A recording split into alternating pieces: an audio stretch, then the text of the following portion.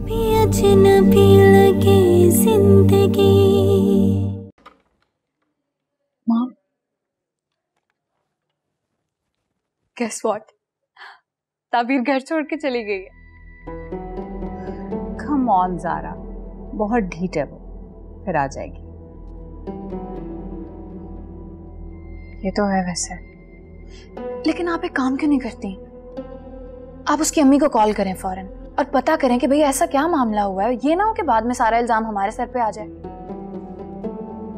Call करूँगी ताकि फिर वो दोनों माँ बेटियां यहाँ पे आ जाए। उनको तो वैसे बहाना चाहिए हमारी तरफ आने का।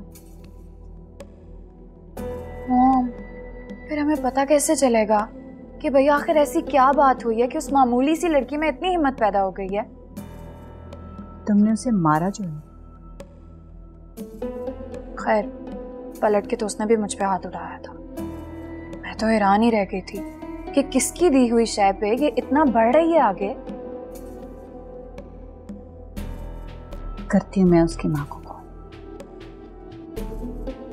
लेकिन नहीं, रहने दो, खुद ही करेगी। जानती हूँ मैं उसके नेचर को अच्छी तरह से।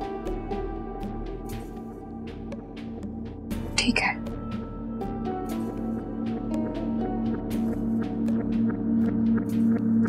ज़ारा, क्या हुआ ज़ारा? बैठो, बैठ जाओ। ज़ारा, तुम्हारी तबीयत तो ठीक है?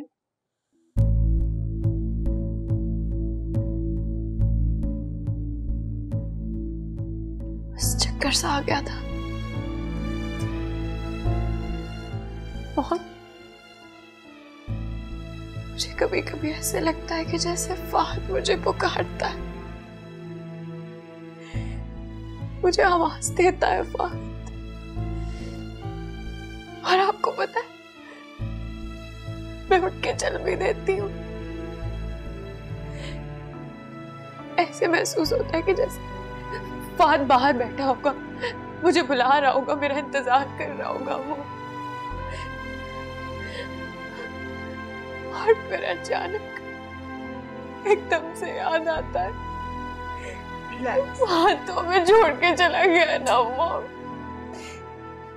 Zaara, relax, relax Zara. चलो आओ, आओ, मैं तुम्हें तुम्हारे कमरे तक छोड़ के। आओ, हाँ, टेक केयर, देख के आराम से। हाँ, अब ठीक हो?